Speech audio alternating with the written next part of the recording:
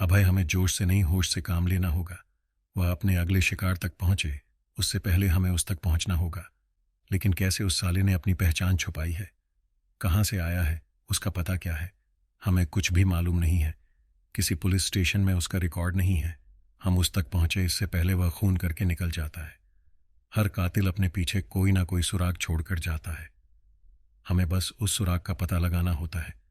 तुम ठंडे दिमाग से सोचोगे तो उसका भी पता मिल जाएगा। तुम अभी प्रिया और ईशान के पास जाओ, उनको तुम्हारी ज़रूरत है। मैं वकील साहब की लाश का पोस्टमार्टम करके उनके घर भेजने का इंतज़ाम करता हूँ। अभय फॉरेंसिक लैब से निकलकर ईशान के घर पर जाता है और प्रिया और ईशान को हिम्मत और आश्वासन देता है। बाद में अभय, प्रिया और ईशान मिलकर वकील साहब का अंतिम संस्कार करते हैं। शहर में आग की तरह खबर फैल जाती कि वकील साहब का किसी अनजान किलर द्वारा मर्डर हुआ है। मीडिया पुलिस की कार्रवाई पर सवाल खड़े करती है। एक सीरियल किलर के सामने पुलिस तमाशा बन गई है, ऐसी खबरें अखबारों में आने लगती हैं। 2 दिन बाद जब अब अपने घर से पुलिस स्टेशन की ओर रवाना होता है, तब पुलिस कमिश्नर की ऑफिस से उसको फ़ोन आता है और तुरंत ही उसको वहां पर आने के लिए कहते हैं। अभय सीधा कमिश्नर की ऑफिस की ओर रवाना होता है। पुलिस कमिश्नर महेंद्र सिंह राणा उसको अपने केबिन में बुलाते हैं। अभय कमिश्नर की केबिन में दाखिल होता है और कमिश्नर साहब को सैल्यूट करता है। कमिश्नर साहब उसको बैठने के लिए कहते हैं। थोड़ी देर औपचारिकता बातचीत करने के बाद कमिश्नर राणा अभय से पूछते हैं कि अभय, इस सीरियल किलर के केस की जांच कहाँ तक पहुंची है। अभी जांच चल रही है। मैंने खूनी कौन है उसकी पहचान लिया है, लेकिन हर बार हमारे हाथों से बच जाता है। मैंने अपने सब खबरियों को काम पर लगा दिया है। अभय, मुझे तुम्हारी काबिलियत पर कोई शक नहीं है, लेकिन शहर की हर मीडिया चैनलों में इस केस को लेकर चर्चाएं चल रही हैं। पुलिस बस तमाशा बनकर रह गई है। हम सबको जवाब दे देकर थक गए हैं। इसलिए मैं चाहता हूं कि इस केस को किसी सीनियर एक्सपीरियंस ऑफिसर को सौंप दूं। सर, आप क्या कह रहे हैं? कातिल अब मेरे हाथों में ही है। 2-4 दिनों में वह मेरे हाथों में आ जाएगा। सर, प्लीज़ मुझे इस केस को हैंडल करने दीजिए। अभय, तुम डिपार्टमेंट में नए नए हो, इसलिए मेरी बात ध्यान से सुनो। कभी कभी हमें जज्बातों से नहीं, परिस्थितियों को देखकर काम करना पड़ता है। मुझ पर भी ऊपर से प्रेशर आता है। खास करके इस केस को लेकर सब लोग सीरियस हैं। शहर के नामी बिजनेसमैन डॉक्टर वकील बिल्डर का खून हो चुका है और मैं यह कतई नहीं चाहता कि इस केस में अब किसी और नामी आदमी का नाम जुड़े। तुम परिस्थितियों को समझने की कोशिश करो और इस केस को एक्सपीरियंस ऑफिसर को सौंप दो। सर, जब आपने यह सोच लिया है तो अब मैं क्या कर सकता हूँ, लेकिन क्या मैं उसे ऑफिसर का नाम जान सकता हूँ? अभय उदास होकर कमिश्नर से पूछता है। देखो अभय, तुम इस बात को इतना सीरियसली मत लो। हमारे डिपार्टमेंट में आए दिन केस एक दूसरे ऑफिसरों को सौंप जाते हैं। ये आम बात है। तुम इसको दिल पर मत लो और दुखी मत हो। सर, दुखी नहीं हूं, लेकिन मैं चाहता था कि इस खूनी को मैं अपने हाथों से पकड़कर फांसी के तख्ते पर लेकर जाऊं, लेकिन उस खूनी के सामने मैं हार गया। ऐसा मुझे महसूस हो रहा है। तुम्हारे जज्बात मैं समझ सकता हूं, लेकिन मैं भी इस शहर का कमिश्नर हूं। मुझे भी पूरे शहर को संभालना है, इसलिए मैं कोई भी रिस्क लेना नहीं चाहता। तुम आज ही इस केस को हमारे डिपार्टमेंट के सीनियर ऑफिसर प्रताप सिंह यादव को सौंप दो। वह इस तरह के केस सुलझाने में माहिर हैं। तुम यंग हो, काबिल हो, बहादुर हो, लेकिन अनुभवी नहीं हो। तुम चाहो तो इस केस में उनके साथ काम कर सकते हो। थैंक यू सर, मैं उनके साथ काम करने के लिए तैयार हूं। अभय, लेकिन मैं तुमको बता दूं कि प्रताप सिंह बहुत ही कड़क ऑफिसर है। तुम्हें उसके साथ बहुत ही सावधानी से काम करना पड़ेगा। वह गलतियां बर्दाश्त नहीं करते। मैं जानता हूं, मैंने उनके बारे में सुना है, लेकिन उस कातिल को पकड़ने के लिए मैं किसी के साथ भी काम करने के लिए तैयार हूं। ठीक है, तुम प्रताप सिंह की पुलिस स्टेशन पर इस केस की फाइल लेकर जाओ। मैं यहां से इसको फ़ोन कर देता हूं कि तुम आ रहे हो। तुम दोनों मिलकर इस केस को अच्छी तरह से समझ लो। मुझे विश्वास है कि तुम दोनों मिलकर इस केस को सुलझा लोगे। Best on luck. Thank you sir. जय हिंद सर। बाद में अभय कमिश्नर की ऑफिस से निकलकर प्रताप सिंह की पुलिस स्टेशन पर पहुंचता है। वह प्रताप सिंह के केबिन में दाखिल होता है। जय हिंद सर कहकर अभय प्रताप सिंह को सैल्यूट करता है। जय हिंद। प्रताप सिंह अभय से अकदनाकर बात करते हैं। क्यों बरखुरदार, तुम्हारी केस की चर्चा तो पूरे शहर में हो रही है। क्या हुआ, कातिल का कुछ पता लगा? या फिर सर, मैं कातिल का पता लगा लिया है। पता लगा लिया है तो पकड़ लीते क्यों नहीं? सर, वह हर बार हमें चकमा देकर निकल जाता है। हाँ हाँ हाँ हाँ। प्रताप सिंह अभय पर जोर जोर से हंसता है। तुम कातिल के साथ कबड्डी खेल रहे हो? क्या कर रहे हो? आज की जंग जनरेशन से मुझे कुछ भी उम्मीद नहीं है। वह बस एक चीज़ में माहिर है। एक्सक्यूज़ एक्सक्यूज़ बरखुरदार जोश के साथ साथ हो। होश से भी काम करना सीखो। जी सर, हमसे कुछ सीखो। हमारे पुलिस करियर में ऐसे कई केस आए और गए, हमने बड़े बड़े तुर्रम खान की छुट्टी कर दी थी। ऐसा कहकर प्रताप सिंह बड़ी बड़ी दिन डींगे हाँकने लगे। सर, ये केस कोई सीधा साधा केस नहीं है, कुछ अलग तरीके का है बरखुरदार। कोई केस अलग तरीके का नहीं होता, उसे सॉल्व करने का तरीका अलग होना चाहिए। अच्छा, तुम बैठो और इस केस की डिटेल मुझे बताओ। अभय बैठकर पूरे केस को डिटेल में प्रताप सिंह को समझता है और वह इस केस पर कैसे कम कर रहा है उसके बारे में बताता है। ठीक है अभय, मैं समझ रहा हूँ, हमारा पल्ला किसी सरफिरे आदमी से पड़ गया है। विक्रम ने बड़ी ही चालाकी से सबका मर्डर किया है। ये बहुत ही शातिर आदमी है। इस केस को सॉल्व करने के लिए हमें उस कातिल के दिमाग के हिसाब से चलना पड़ेगा। सबसे पहले हमें सब खूनों की वजह पता करनी होगी। मुझे लगता है कि यह पैसों का मामला नहीं है। इन सब मर्डर के पीछे कहीं ना कहीं कोई बड़ा राज छुपा हुआ है। उसके पास अभी भी एक केमिकल की बोतल है। इससे पहले वह कोई और कांड करें, हमें उसे जल्द से जल्द पकड़ना होगा। तुमने अपने सब खबरियों को खबर कर दी है ना? हाँ सर, मैंने अपने खबरियों को ऑलरेडी काम पर लगा दिया है। प्रताप सिंह कुछ सोचते हुए अपनी जेब से सिगरेट का पैकेट निकलते हैं और सिगरेट के कस पे कस लगाते हैं। सिगरेट के धुएं से अभय थोड़ा परेशान हो जाता है। पर खुरदार, तुम सिगरेट लोगे नहीं? सर, मैं सिगरेट नहीं पीता। ठीक है, तुम एक काम करो, यह फाइल मेरे पास रख दो। मैं 2 दिनों में सब डिटेल पढ़कर तुमको कॉल करता हूँ। ठीक है सर, मैं निकलता हूँ। ऐसा कहकर अब अपनी कुर्सी से खड़ा हो जाता है। ओके, जय हिंद। प्रताप सिंह अभी भी कुर्सी पर बैठे बैठे सिगरेट के कस पे कस लगा रहे थे। जय हिंद सर, ऐसा कहकर अभय वहां से अपने पुलिस स्टेशन के लिए निकलता है। अभय पुलिस स्टेशन में जाकर अपनी केबिन के अंदर बैठा हुआ है और सब इंस्पेक्टर रमन के साथ केस के बारे में बात करता है। अचानक उसका सर घूमने लगता है और सिर भारी हो जाता है। रमन अभय से पूछता है, क्या हुआ सर आपको? रमन, मेरा सिर घूम रहा है, तुम एक काम करो, डॉक्टर शर्मा को फ़ोन करो। रमन डॉक्टर शर्मा को फ़ोन करता है। डॉक्टर शर्मा रमन को कहते हैं कि वह तुरंत ही अभय को लेकर फॉरेंसिक लैब पर आ जाए। रमन तुरंत ही अभय को लेकर फॉरेंसिक लैब पर जाता है। वहां पर अभय बेहोश हो जाता है। डॉक्टर शर्मा आवे की जांच करके तुरंत ही उसकी सारवार शुरू कर देते हैं। करीब 1 घंटे बाद अभय को होश आता है। अभय जब अपनी आंखें खोलता है तो रमन और डॉक्टर शर्मा उसके पास बैठे थे। अभय उनको देखकर बोलता है, शर्मा जी। रमन डॉक्टर शर्मा अभय से पूछते हैं, अब कैसा महसूस हो रहा है? अब अच्छा लग रहा है, लेकिन क्या हुआ था मुझको? सर, आपका सिर घूम रहा था, ऐसा आपने मुझे बताया था। मैं आपको फॉरेंसिक लैब पर लेकर आया था। यहां पर आकर आप बेहोश हो गए थे। रमन बोलता है, हाँ रमन, मुझे पुलिस स्टेशन पहुंचकर चक्कर आने लगे थे और फिर सिर भी काफी भारी हो गया था। पता नहीं ऐसा क्यों हुआ, मुझे मालूम है ऐसा क्यों हुआ। डॉक्टर शर्मा अभय की ओर देखकर बोलते हैं, क्या हुआ था मुझे? अभय बड़ी बेताबी से डॉक्टर शर्मा की ओर देखकर बोलता है, क्यूबसी 15/8। इसका मतलब विक्रम ने मुझे जहर देकर मारने की कोशिश की। शायद मतलब इसका मतलब यह है कि तुम्हारी बॉडी में से क्यूबसी 15 जितनी मात्रा में निकला है, उसमें आदमी सिर्फ बेहोश हो सकता है, मर नहीं सकता। इसका सीधा मतलब यह होता है विक्रम ने तुम्हें मारने की कोशिश नहीं की, लेकिन साथ में यह भी सच है कि उसने अपनी आखिरी बोतल का इस्तेमाल कर लिया है। अभय, तुम ध्यान से याद करो, आज सुबह तुम किस किस से मिलने गए थे और वहां पर क्या क्या पिया था? मैंने सिर्फ अपने पुलिस स्टेशन में चाय पी थी। वह भी रमन के साथ? क्यों रमन? हाँ डॉक्टर शर्मा, मैं भी चाय पी थी, लेकिन मुझे तो कुछ भी नहीं हुआ दूसरी जगह, और मैं कमिश्नर साहब से मिलने गया था, वहां पर भी हम दोनों ने चाय पी थी।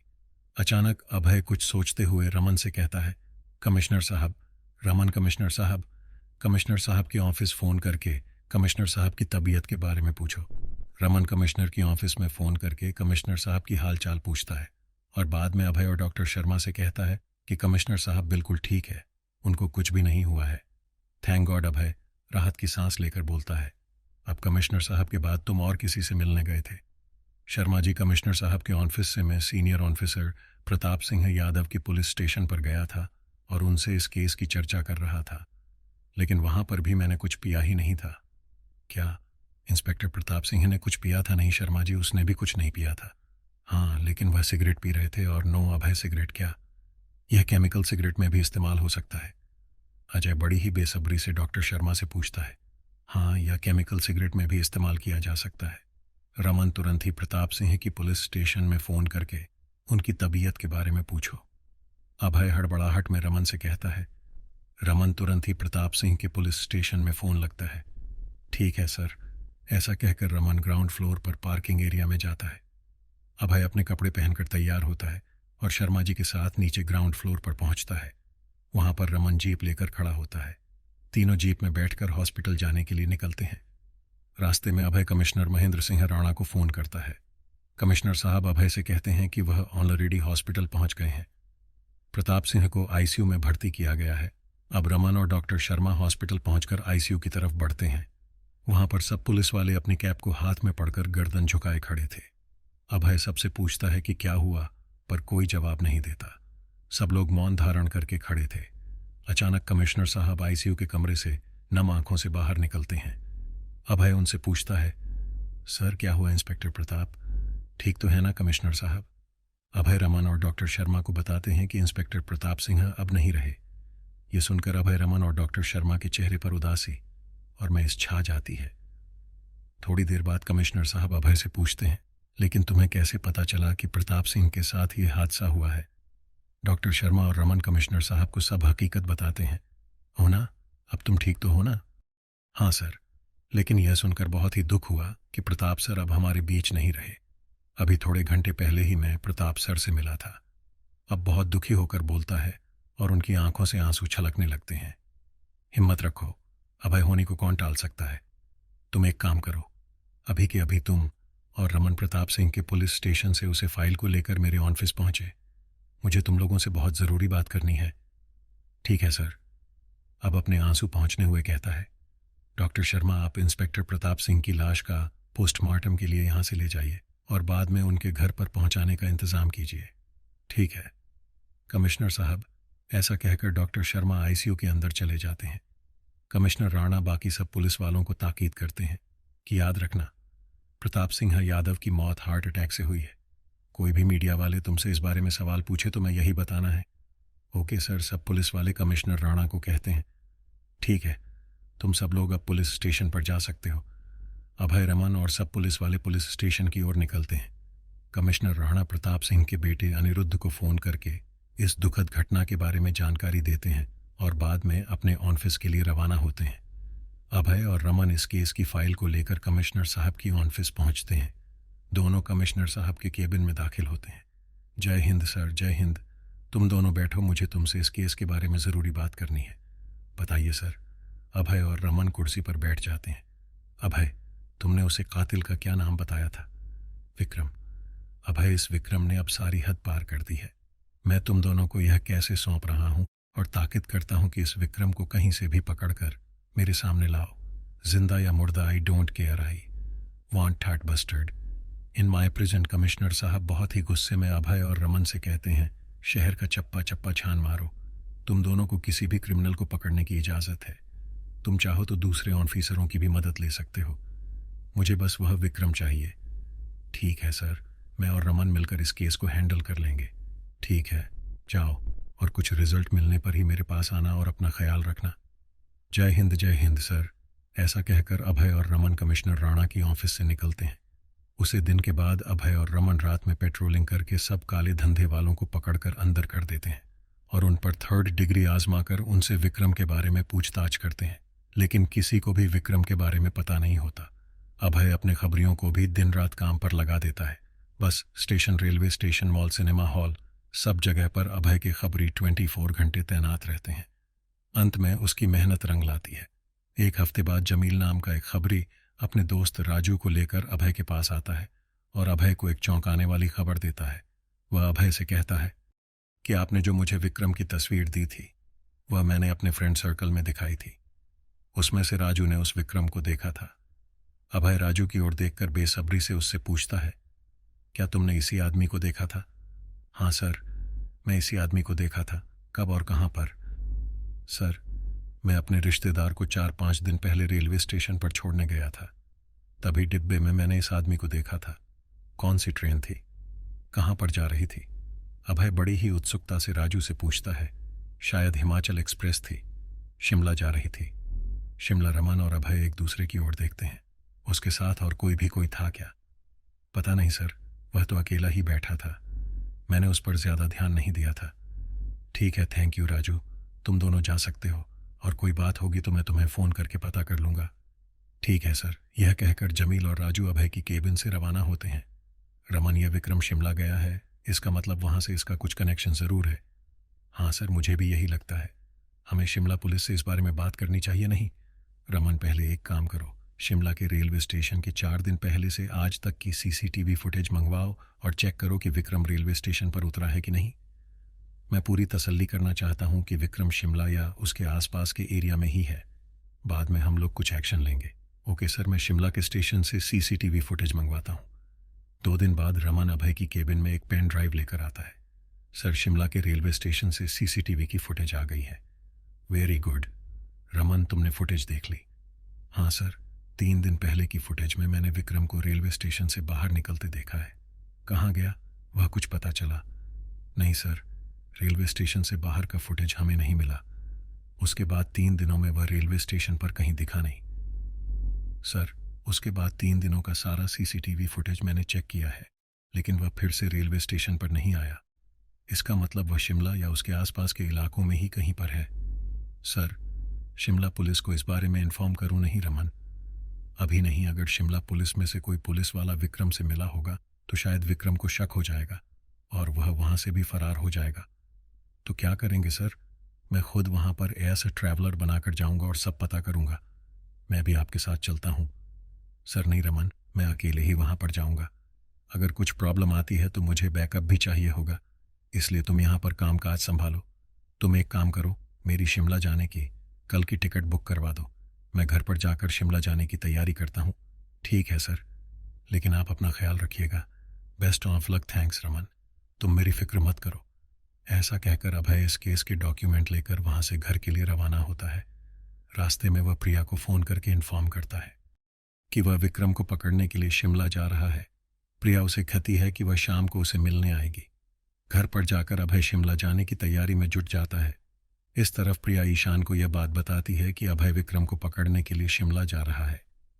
ईशान अपने बाइकर गैंग वाले दोस्तों से यह इन्फॉर्मेशन शेयर करता है। शाम को प्रिया और बाइकर गैंग्स वाले सब लोग अभय से मिलने आते हैं। अभय सबको ड्राइंग रूम में बिठाकर सबसे बात करता है। ईशान अभय से पूछता है, सर, आप अकेले ही उस विक्रम को पकड़ने के लिए जा रहे हो? हाँ, क्योंकि इस विक्रम ने सबसे ज्यादा मुझे ही परेशान किया है। मैं तुम्हें अकेले वहां पर नहीं जाने दूंगी। प्रिया बीच में ही बोलती है, वहां पर शिमला पुलिस भी मेरे साथ होगी, तुम फिक्र मत करो। अभय प्रिया को समझाते हुए कहता है, सर, हम सब ने उसे विक्रम की वजह से अपने चाहने वालों को खोया है। हम सब भी आपकी मदद करना चाहते हैं। रणबीर अभय से कहता है, मैं तुम्हारे जज्बात समझ सकता हूं, लेकिन हमें जोश से नहीं होश से काम लेना होगा। उसे विक्रम पर हमने भरोसा किया, उसे अपना दोस्त माना, वही हमारी गलती हो गई। हम अपनी गलती सुधारना चाहते हैं। हम भी आपके साथ चलना चाहते हैं। जीजा जी, ईशान अभय से कहता है, मैं कोई पिकनिक मनाने के लिए नहीं जा रहा हूं वहां पर, जो तुम सब लोग मेरे साथ में आओ। अभय जरा सा गुस्सा होकर ईशान से कहता है, लेकिन सर, आप हमारे जज्बातों को समझने की कोशिश कीजिए। हम सब लोग विक्रम से पूछना चाहते हैं कि उसने हम सब लोगों को धोखा क्यों दिया। मुस्कान अभय से कहती है, वह सब बातें तुम यहां पर भी पूछ सकती हो। मैं विक्रम को यहीं पर वापस लेकर आऊंगा। सर, तो मैं आपके साथ आ सकता हूं ना? अनिरुद्ध अभय से पूछता है, क्यों भाई, तुम कौन हो? मैं इंस्पेक्टर प्रताप सिंह का बेटा।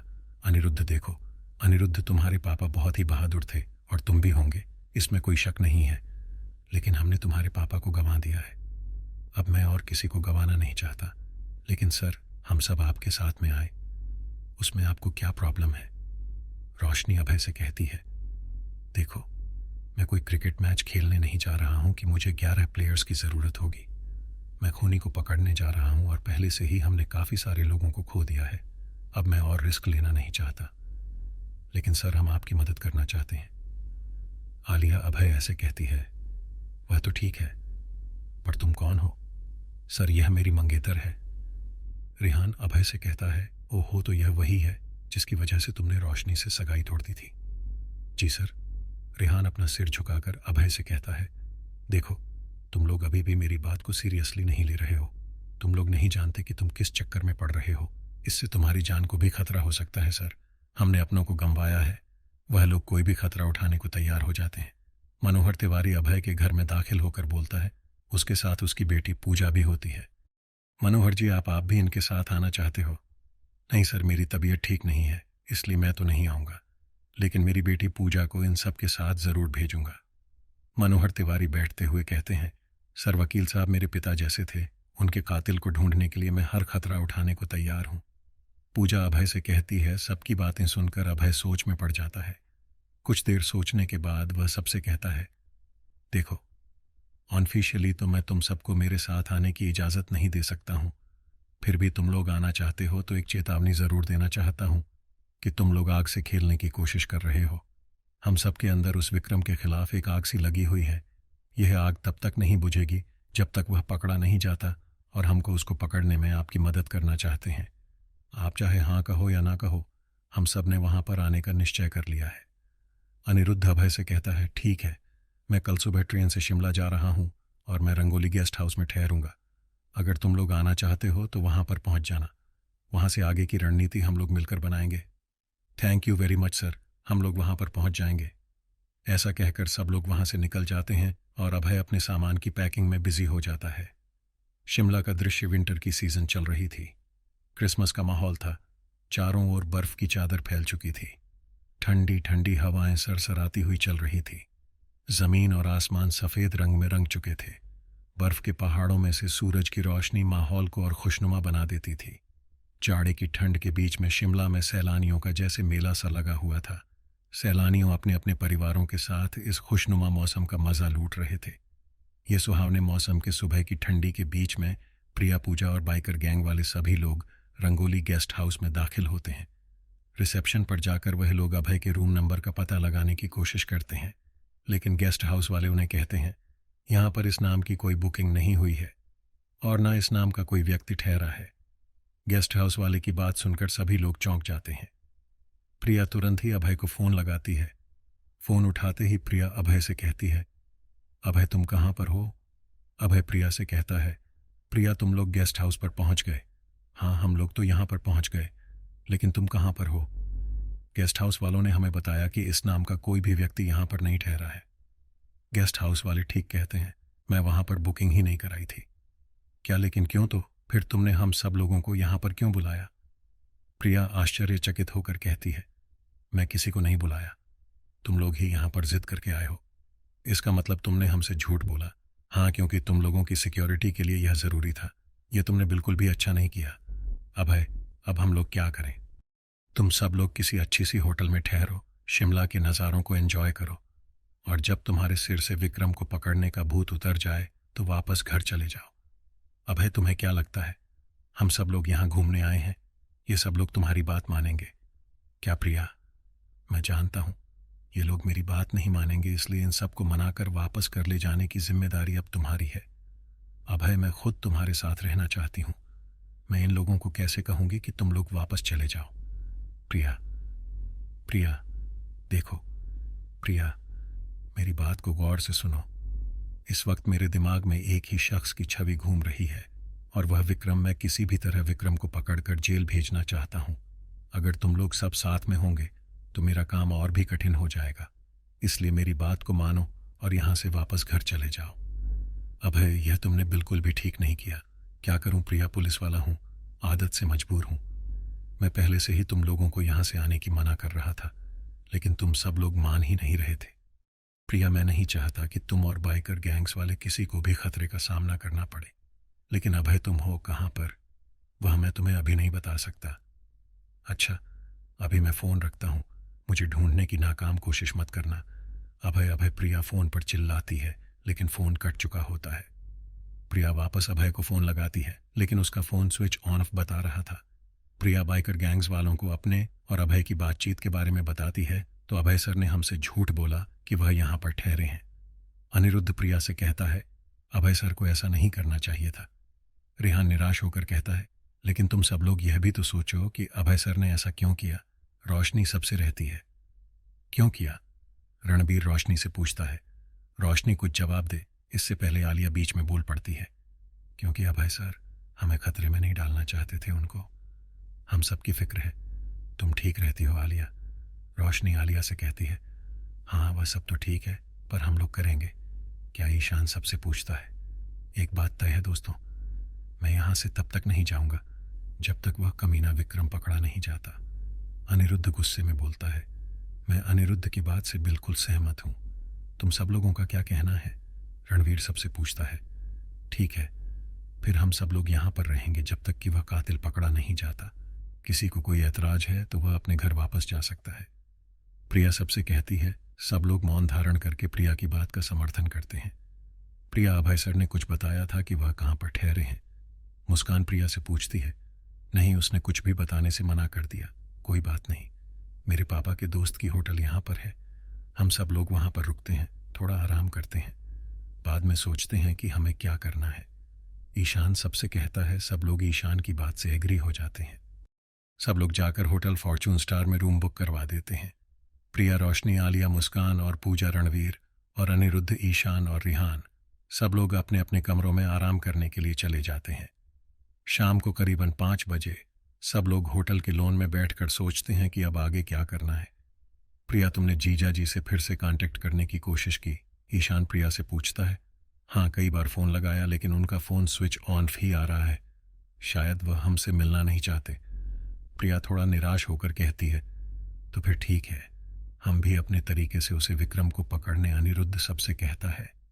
हाँ, लेकिन कैसे? उसका कोई अता पता, कोई क्लू तुम्हारे पास है? नहीं, फिर पता कैसे करेंगे? रेहान अनिरुद्ध से कहता है। तुम तो विक्रम से प्यार करती थी ना? मुस्कान, तुमको तो उसके बारे में पता ही होगा ना? वह कहाँ पर रहता है? उसके परिवार में कौन कौन है? रोशनी मुस्कान से पूछती है। नहीं, मैं विक्रम के बारे में उतना ही जानती हूँ जितना तुम लोग जानते हो। हमारे बीच में इस बारे में कोई बात नहीं हुई थी। मुस्कान सबको बताती है। तुम हमसे कुछ छुपा तो नहीं रही हो ना? रणवीर मुस्कान से पूछता है। विक्रम तुम्हारे साथ भी तो रहा ना, फिर तुम लोग उसके बारे में क्यों कुछ नहीं जानते हो? बोलो, जवाब दो।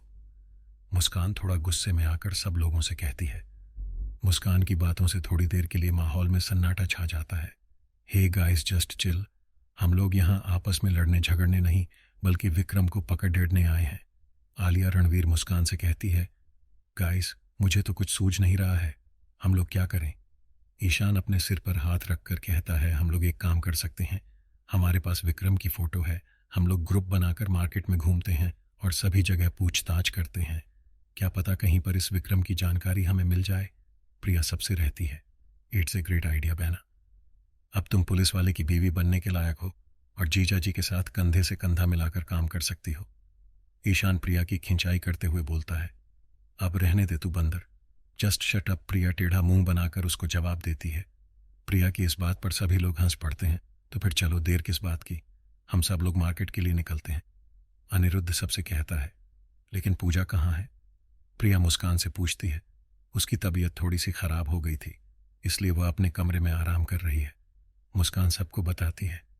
क्या हुआ? उसकी कोई सीरियस प्रॉब्लम तो नहीं है ना? प्रिया उससे पूछती है। चिंता की कोई बात नहीं है, वह थक गई थी और ठंड भी ज्यादा है, इसलिए उसका सिर भारी हो गया था। थोड़ा सा आराम कर लेगी तो वह कल तक अच्छी हो जाएगी। मुस्कान सबसे कहती है। ठीक है, फिर हम लोग ग्रुप बना देते हैं। मैं और ईशान, रोशनी और रणबीर, आलिया और रिहान, अनिरुद्ध और मुस्कान। किसी को कोई आपत्ति तो नहीं है ना? प्रिया सबसे पूछती है। सब लोग गर्दन हिलाकर प्रिया का समर्थन करते हैं। तो फिर ठीक है, हम सब लोग मार्केट में अलग अलग एरिया में जाकर सबसे पूछताछ करते हैं। बाद में डिनर के टाइम पर हम सब लोग एक ही जगह पर मिल जाएंगे। Is it okay? सब लोग प्रिया की बात से एग्री हो जाते हैं और मार्केट में अलग अलग एरिया में जाकर विक्रम की तस्वीर दिखाकर सब लोगों से पूछताछ करते हैं। रात को 8 बजे सब लोग एक होटल के लॉन पर खाना खाने के लिए मिलते हैं। सब लोगों के चेहरे पर मायूसी और निराशा छाई हुई थी।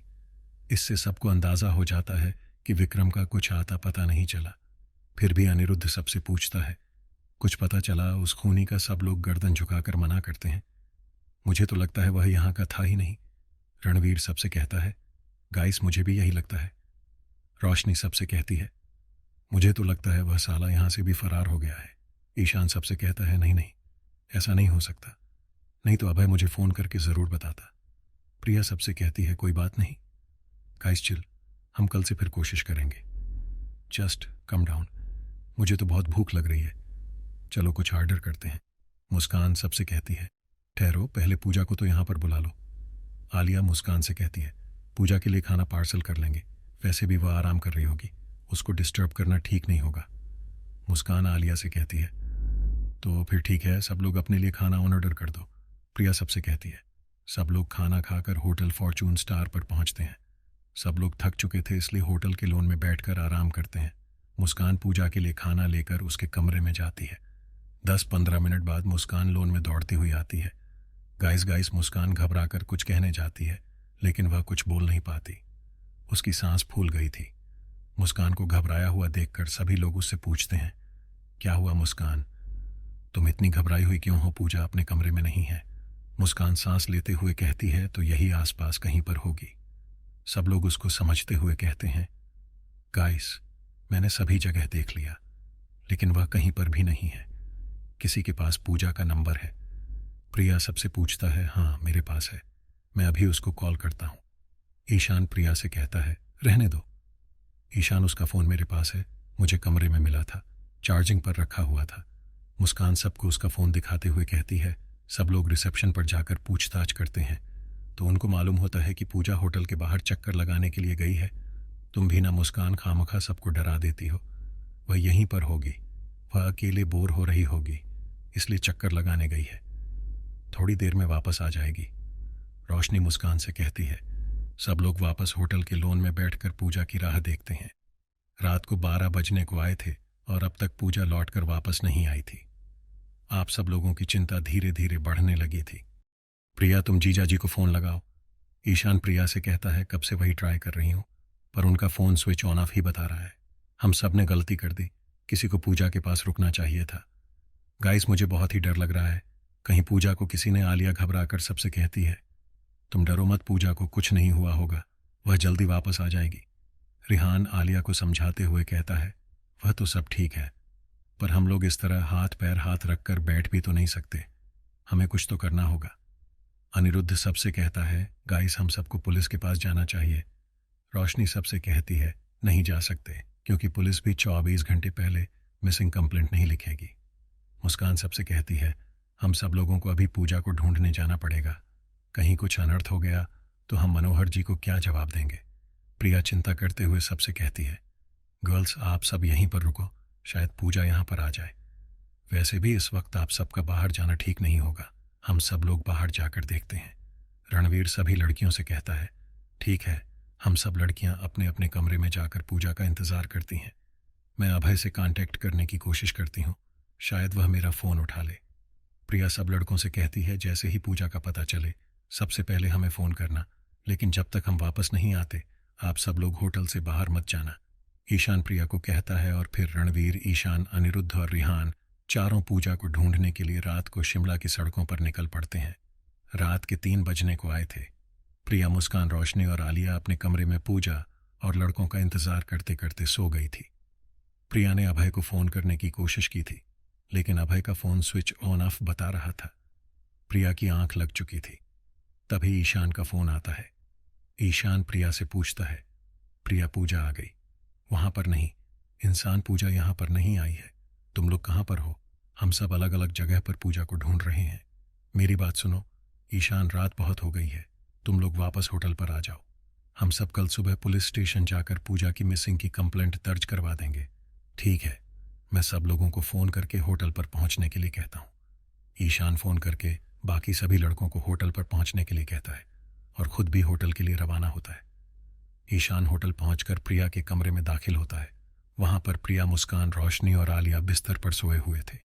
ये देखकर ईशान धीरे से उसे कमरे से निकल जाता है और अपने कमरे में जाने लगता है। तभी रिहान और रणवीर होटल में दाखिल होते हैं और उसके सामने मिलते हैं। अनिरुद्ध कहाँ है? रिहान ईशान से पूछता है। मैंने उसको फ़ोन किया था, वह अभी आता ही होगा, ईशान रिहान को कहता है। बाद में तीनों लोग ईशान के कमरे में चले जाते हैं। तीनों बहुत ही थक गए थे, इसलिए अपने बिस्तर पर पड़ते ही तीनों की आंख लग जाती है। अगली सुबह ईशान, सुबह के 9 o'clock बज गए हैं, उठो उठो प्रिया। ईशान के कमरे का दरवाज़ा थपथपाती है और डोरबेल बजाती है। ईशान, रणबीर और रिहान बहुत ही थके होने के कारण गहरी नींद में सोए हुए थे। ईशान, रिहान, रणबीर, अनिरुद्ध प्रिया कमरे के बाद जोर जोर से चिल्लाती है, अचानक रिहान अपनी आंखें मसलते हुए बिस्तर से उठता है और कमरे का दरवाज़ा खोलता है और फिर वापस जाकर बिस्तर पर सो जाता है। ईशान, रिहान, रणबीर, उठो, सुबह के 9 बज चुके हैं, पूजा अभी तक नहीं आई। ऐसा कहकर प्रिया उन तीनों को जगाती हैं। तीनों जागकर अपनी आंखें मसल रहे थे। बाद में रिहान और रणवीर दूसरे कमरे में फ्रेश होने के लिए चले जाते हैं। प्रिया ईशान से पूछता है, अनिरुद्ध कहाँ है? पता नहीं, अपने कमरे में होगा। ईशान अपनी आंखें मसलते हुए बोलता है, वह अपने कमरे में नहीं है। तुमने रात को उसको कॉल तो किया था ना? हाँ, मैंने सबको कॉल किया था। हम तीनों तो यहीं पर सोए थे। देखो, मेरे कॉल लिस्ट में उसका नंबर भी है। यह कहकर ईशान प्रिया को अपने मोबाइल की कॉल लिस्ट दिखाता है। ईशान, तुम्हारे मोबाइल में उसका मैसेज आया है, देखो तो क्या, ज़रा देखने दो। यह कहकर ईशान अपने मोबाइल में लिखे हुए मैसेज को पढ़ता है। मैसेज में लिखा हुआ था, मुझे विक्रम का पता मिल चुका है, मैं फॉरेस्ट सेंचुरियन पार्क की ओर जा रहा हूँ। मैसेज पढ़कर ईशान और प्रिया का दिमाग सुन्न हो जाता है। थोड़ी देर बाद ईशान प्रिया को झंझोड़ कर कहता है, यह बेवकूफ़ अकेला विक्रम के पीछे चला गया है। ईशान, हमें तुरंत ही उसके पीछे जाना पड़ेगा। तो मैं एक काम करो, तुम रिहान और रणवीर को तैयार करके होटल के लॉन में पहुंचे। मैं लड़कियों के साथ तैयार होकर वहां पर पहुंचती हूँ। प्रिया घबरा कर ईशान से कहती है। ईशान, प्रिया और सब लोग तैयार होकर होटल के लॉन में बैठते हैं और आगे क्या करना है इसके बारे में सोचते हैं। क्या हुआ तुम दोनों ने? हम सबको तैयार होकर यहाँ पर क्यों बुलाया? रणवीर ईशान और प्रिया से पूछता है। उसे बेवकूफ़ अनिरुद्ध की वजह से ईशान रणवीर से कहता है। क्यों, क्या किया? अनिरुद्ध ने मुस्कान ईशान से पूछती है। एक तो हम सबको पूजा के ढूंढने की चिंता थी, उसमें से भाई साहब ने हमारी चिंता को और बढ़ा दिया। पहेलियां मत बुझाओ, साफ साफ बताओ क्या हुआ। रोशनी ईशान से पूछती है उसका मैसेज।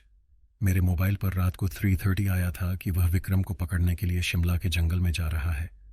ईशान की बात सुनकर सब लोग चौंक जाते हैं।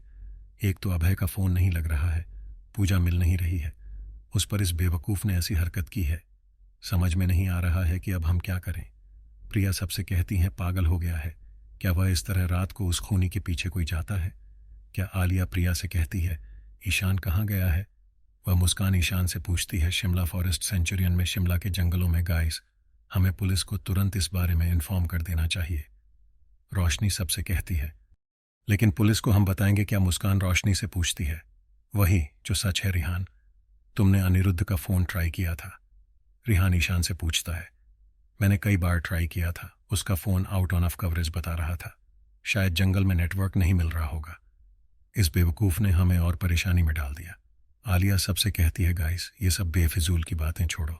पहले हम लोग को एक काम करते हैं, पुलिस स्टेशन पहुंचकर पुलिस से कंप्लेंट दर्ज करवाते हैं। बाद में हम सोचेंगे कि आगे क्या करना है। रणवीर सबसे कहता है, ठीक है, लेकिन सब लोग एक बात को याद रखना, कोई भी अभय के बारे में कुछ भी नहीं बताया। शायद अभय नहीं चाहता कि यहाँ की पुलिस को उसके बारे में पता चले। हम लोग यहाँ घूमने आए थे और वह दोनों लापता हो गए हैं, ऐसा ही सबको बोलना है। It okay. सब लोग प्रिया की बात से एग्री हो जाते हैं और शिमला के पुलिस स्टेशन में जाकर पूजा और अनिरुद्ध की मिसिंग रिपोर्ट दर्ज करवा देते हैं। पुलिस उन सबसे पूछताछ करती है। शिमला पुलिस स्टेशन का दृश्य अक्सर शिमला की वादियों में लोग खो जाते हैं और वापस भी मिल जाते हैं। तुम फिक्र मत करो, वह दोनों भी मिल जाएंगे। क्या नाम बताया? उन दोनों का पूजा और अनिरुद्ध बॉयफ्रेंड गर्लफ्रेंड वाला मामला तो नहीं है ना? इंस्पेक्टर अविनाश चंद्रा पूछताछ करता है। ये आप क्या कह रहे हैं सर? हम सब लोग फ्रेंड हैं, प्रिया इंस्पेक्टर से कहती है। अक्सर फ्रेंडशिप से प्यार में तब्दील हो जाती है, इसलिए पूछ रहा हूँ, लेकिन उन दोनों में ऐसा कोई चक्कर नहीं था। आप ऐसी बातें करके अपना वक्त जाया कर रहे हैं। पुलिस को सब एंगल से देखना पड़ता है। मैडम ठीक है, लेकिन पहले हमारी सहेली पूजा गायब हुई थी और बाद में उसको ढूंढने के चक्कर में अनिरुद्ध गायब हुआ है। हम पुलिस वाले के होते हुए वह क्यों ढूंढने निकले थे जनाब? क्योंकि आपकी पुलिस 24 घंटे पहले मिसिंग की रिपोर्ट नहीं लिखती, इसलिए ओहाई सी ऐसी बात है। ठीक है, मैंने आपकी रिपोर्ट दर्ज कर ली। कुछ पता चलता है तो आपको इन्फॉर्म कर देंगे। आप अपना मोबाइल नंबर और होटल का एड्रेस रिपोर्ट में लिखवा दीजिए। आपका बहुत बहुत धन्यवाद सर। बाद में सब लोग पुलिस स्टेशन से बाहर आकर कैफेटेरिया में बैठकर आगे क्या करना है उसके बारे में सोचते हैं। शिमला के कैफेटेरिया का दृश्य गधा बेवकूफ़ साला खुद को बाजीगर समझता है। रिहान गुस्से में आकर बोलता है, उसको सबसे ज़्यादा विक्रम के ऊपर खुन्नस थी और उसको पकड़ने की जल्दी थी, इसीलिए किसी ने विक्रम के बारे में उसको बताया होगा और यह जब उसको ढूंढने के लिए जंगल में घुस गए होंगे रणवीर चाय पीते पीते बोलता है, गाइस जो भी हो, हमें उसको ढूंढने के लिए उसके पीछे जाना तो पड़ेगा ही। मुस्कान सबसे कहती है, तुम पागल हो क्या? उसको ढूंढने के लिए हम लोग जंगल में जाएंगे। हमने पुलिस को सब कुछ बता दिया है। अब पुलिस पूजा और अनिरुद्ध को ढूंढ कर लाएगी। आलिया मुस्कान से कहती है, लेकिन कब तब तक हम क्या करेंगे? और अगर यहाँ की पुलिस इतनी ही भरोसेमंद होती तो अभय सर उनकी मदद क्यों नहीं लेते? रोशनी बीच में बोलती है, तुम ठीक कहती हो रोशनी, पुलिस पर हम ज्यादा भरोसा नहीं कर सकते। वैसे भी वह अपने तरीके से काम करेगी, लेकिन हमको भी हाथ पर हाथ रखकर बैठना नहीं चाहिए। ईशान सबसे कहता है, तो ईशान तुम यह कहना चाहते हो कि हमें अनिरुद्ध के पीछे पीछे फॉरेस्ट सेंचुरी में जाना चाहिए? प्रिया ईशान से पूछता है। डेफिनेटली ईशान प्रिया को जवाब देता है, तुम लोग एक बार फिर से सोच लो, हम लोग कहीं पिकनिक मनाने नहीं जा रहे हैं, जंगल में जा रहे हैं। जंगल में वहां पर जंगली जानवर होंगे, पहाड़ी भालू भी होंगे जो इंसानों को उठा ले जा सकते हैं। यह खेल हमें बहुत महंगा पड़ सकता है। रिहान सबसे कहता है, महंगा मतलब? हम लोग सब साथ में ही जाएंगे। सब लोग साथ में रहेंगे तो ढूंढने में भी आसानी रहेगी। वैसे भी हम अपने साथ हथियार लेकर निकलेंगे। ईशान रिहान से कहता है, गाइस मुझे तो कुछ सूझ ही नहीं रहा है। वैसे भी मुझे जंगल के नाम से डर लगता है, मेरा तो सर चकरा रहा है। आलिया सबसे कहती है, तो तुम और रिहान यहाँ पर रुको, हाथों में हाथ डालकर शिमला की वादियों में प्यार के गाने गाओ, हम लोग उनको ढूंढने जाते हैं। वैसे भी तुम दोनों डरपोक हो। रोशनी कटाक्ष में रिहान और आलिया से कहती है, तुम ठीक रहती हो रोशनी, तुम दोनों को यहाँ पर आने की ज़रूरत ही नहीं थी। तुम दोनों वापस घर पर क्यों नहीं चले जाते?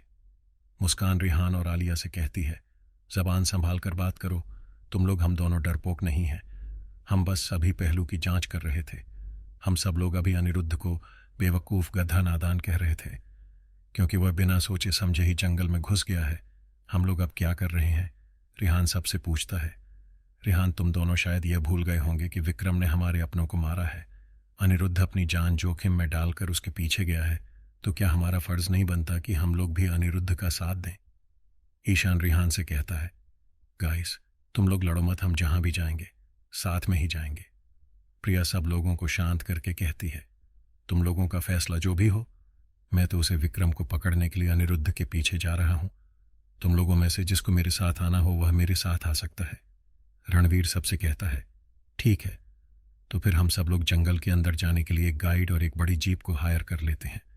प्रिया सब लोगों से कहती है, गाइस इस वक्त विंटर का सीजन है, जंगल के अंदर काफ़ी ठंड होगी, इसलिए हम लोगों को ट्रैवलर जैसा कोई बड़ा व्हीकल हायर करना चाहिए, ताकि हम सब लोग उसमें आसानी से बैठ सकें और ठंड से भी बच सकें।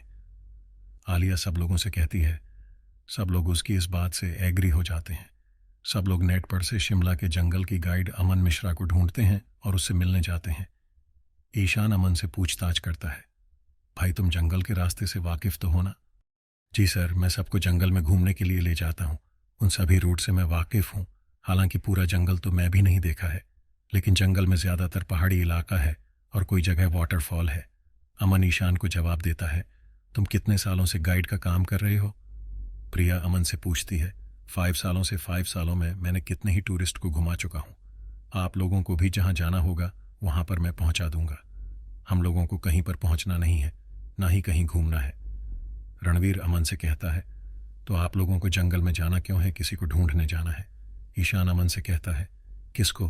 अमन आश्चर्यचकित होकर इंसान से पूछता है। ईशान अमन को जवाब दे, उससे पहले प्रिया बीच में बोल पड़ती है, हमारे दोस्तों को तुम्हारे दोस्त जंगल में गए हैं, कहीं कुछ लफड़े वाली बात तो नहीं है ना? अमन प्रिया से उत्सुकता से सवाल करता है, नहीं। उन दोनों बेवकूफ़ों ने शर्त लगाई थी कि वह जंगल में रात को अकेले जा सकते हैं, इसलिए जब हम रात को सो रहे थे तभी वह लोग जंगल में चले गए। प्रिया अमन से असली बात छुपाती है तो फिर वापस आ जाएंगे। उनको ढूंढने क्यों जाना है? क्योंकि उनमें से एक के पिताजी की तबीयत अचानक खराब हो गई है, इसलिए हमने उनके फ़ोन ट्राई किए थे, लेकिन उन दोनों के फ़ोन आउट ऑफ कवरेज बता रहे हैं। हाँ, जंगल में शायद नेटवर्क का प्रॉब्लम होगा, लेकिन जंगल में हम उनको कहाँ पर ढूंढेंगे? हमें रास्ता पता होता तो हम नहीं चले जाते, इसीलिए तो हमने तुमको हायर किया है। तुम उन दोनों को ढूंढने में हमारी मदद करो। आप लोग पुलिस में रिपोर्ट क्यों नहीं करते? कर दी है भाई, लेकिन वो लोग कह रहे हैं कि ढूंढने में थोड़ा टाइम लगेगा और हम लोगों को घर वापस जल्दी जाना है। ठीक है, आपके पास उन लोगों की तस्वीर तो है ना? हाँ है ना, हम लोग जंगल में बस्ती वालों से पूछ सकते हैं।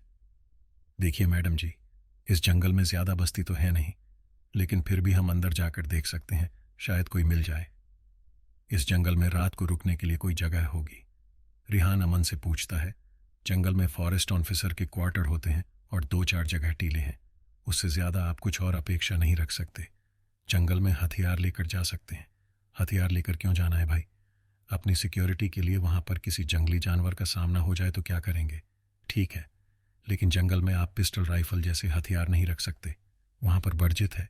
हाँ, आप चाहो तो छुरी चाकू जैसे हथियार रख सकते हो। ठीक है, तुम किसी भी व्हीकल रेंट पर देने वाले को जानते हो जो रेंट पर हमें ट्रैवलर व्हीकल दे सके? वीर अमन से पूछता है। हाँ, एक आदमी है जो रेंट पर अपने व्हीकल देता है। आपको व्हीकल चलाना तो आता है ना? हाँ आता है, तुम हमें उसके पास ले चलो। अमन उन सबको शाकिब के गैरेज पर लेकर जाता है। सब लोग शाकिब से व्हीकल का भाड़ा नक्की करके एक बड़ी वाली ट्रैवलर रेंट पर ले लेते हैं। सब लोग ट्रैवलर में बैठकर जंगल की ओर रवाना होते हैं। शाम को 5 बजने को आए थे। बाइकर गैंग वाले सुनकार और बैरान जंगल में दाखिल होते हैं। रणवीर ट्रैवलर की ड्राइविंग सीट पर था। अमन आएगी सीट पर बैठकर उसे गाइड कर रहा था। जंगल का रास्ता बहुत ही उबड़ खाबड़ वाला और पथरीला था। जंगल में चारों ओर पेड़ों की छांव की वजह से दिन में भी काली घटाएं छाई हुई थीं। रास्ता बहुत खतरनाक, सुनसान और बेहद था। उस पर कभी कभी जानवरों की आवाजें और चीखें सुनाई देती थीं। पूजा और अनिरुद्ध के गायब हो जाने की वजह से सब लोग चिंतित और परेशान थे। जैसे जैसे रास्ता गुजरता है, शाम ढलने लगती है। जंगल का नज़ारा बदलने लगता है। दिन में हरा भरा और ताजगी देने वाला जंगल शाम के बाद में एक भयंकर रूप में तब्दील हो जाता है। करीबन 3-4 घंटे के सफर के बाद कुछ बस्ती जैसा नजर आ रहा था। अमन और रणवीर वहां पर ट्रैवलर को रोकते हैं और उन बस्ती वालों से पूछताछ करने के लिए जाते हैं। बाकी सभी लोग ट्रैवलर से नीचे उतरकर थोड़ा इधर उधर घूमते हैं और रिलैक्स होने का प्रयत्न करते हैं। अमन को बस्ती वालों की बोली आती थी, इसीलिए वह सबसे अनिरुद्ध और विक्रम की फोटो दिखाकर उनसे पूछताछ करता है। लेकिन बस्ती वालों ने उनमें से किसी को देखा नहीं था। हाँ, लेकिन बस्ती वाले उनको बताते हैं कि कुछ लोग वाटरफॉल की ओर जरूर गए थे। शायद वह पर्यटक होंगे। अमन उस वाटरफॉल के बारे में जानता था। वह जंगल के बीचों बीच था और वहां पर फॉरेस्ट ऑफिसर के पुराने खंडार जैसे क्वार्टर भी थे, जो यहां से लगभग 7-8 घंटे की दूरी पर था। वहां पर अक्सर पर्यटक जाया करते थे, लेकिन कोई रात को वहां पर रुकता नहीं था। रात के करीबन 9 बज चुके थे। अमन ने सबको बताया कि अब जंगल में दूर जाना रिस्की होगा। अच्छा होगा हम सब लोग यहीं पर रुक जाते हैं।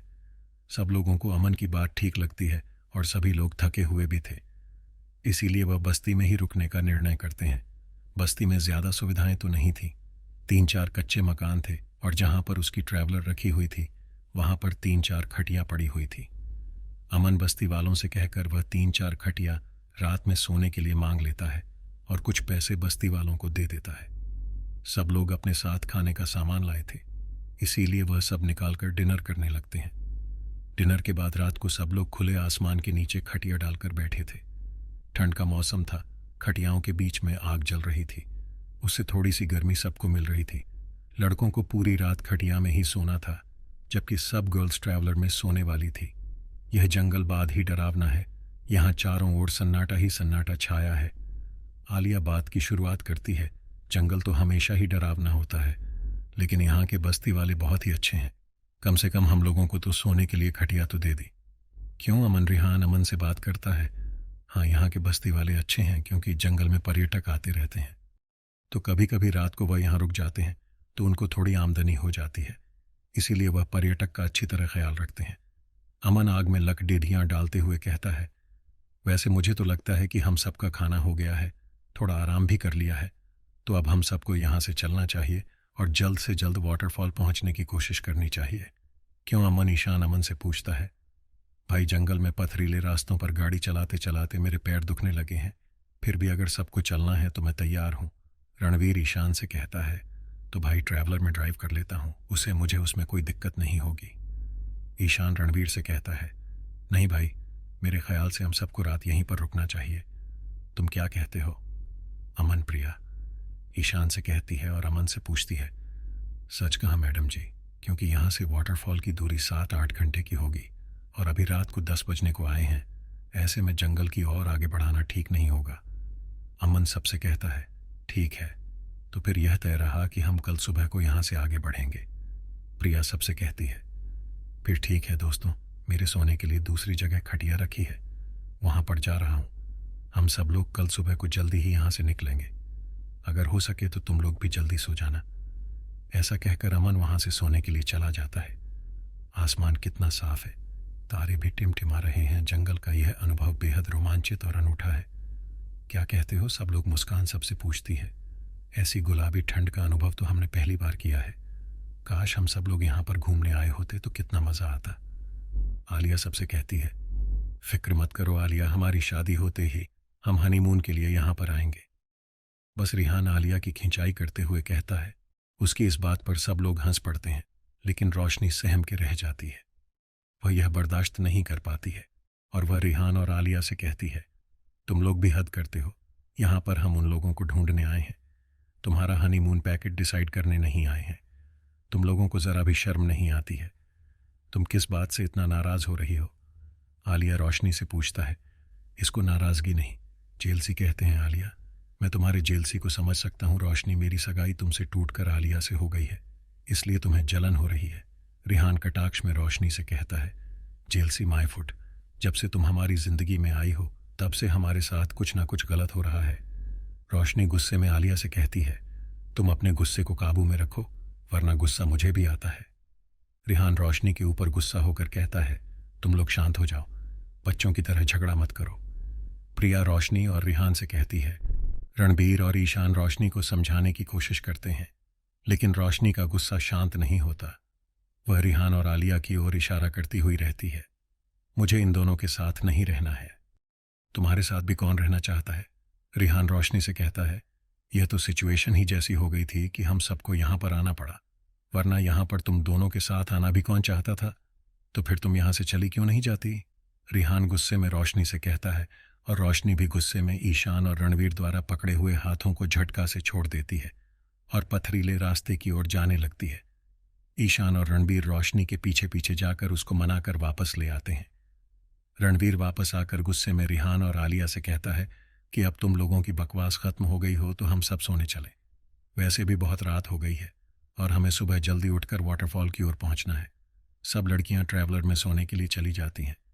रणवीर, ईशान और रिहान खटिया पर ही सो जाते हैं। सब लोग बहुत ही थक चुके थे, इसलिए सबको तुरंत ही नींद आ जाती है।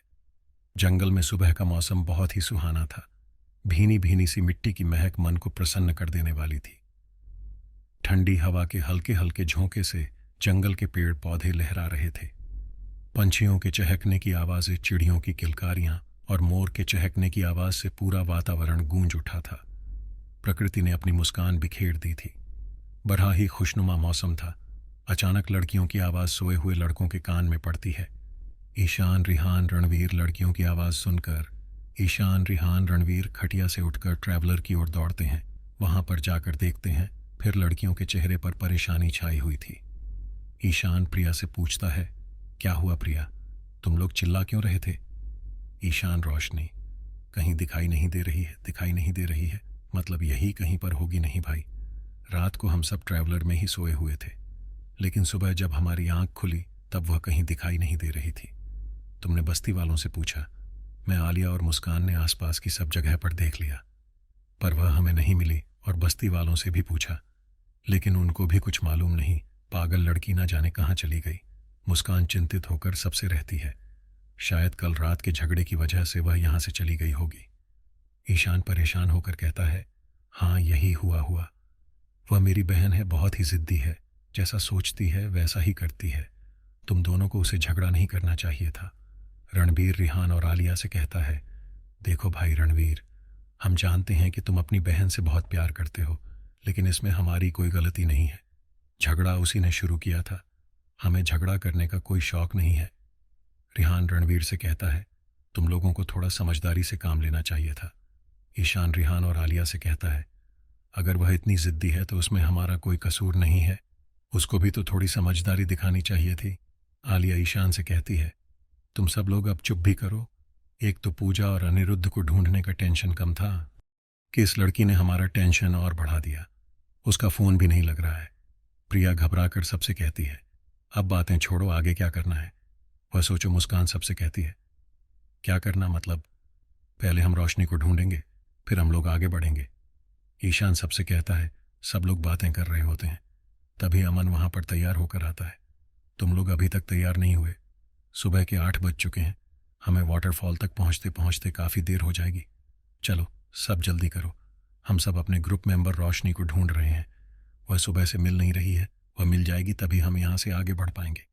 प्रिया अमन को बताती है। कहाँ है वह, क्या हुआ? उसको अमन प्रिया से पूछता है।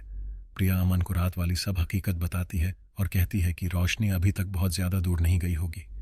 हम सब लोग मिलकर उसको ढूंढेंगे तो मिल जाएगी, इसलिए हमको वापस चलना होगा।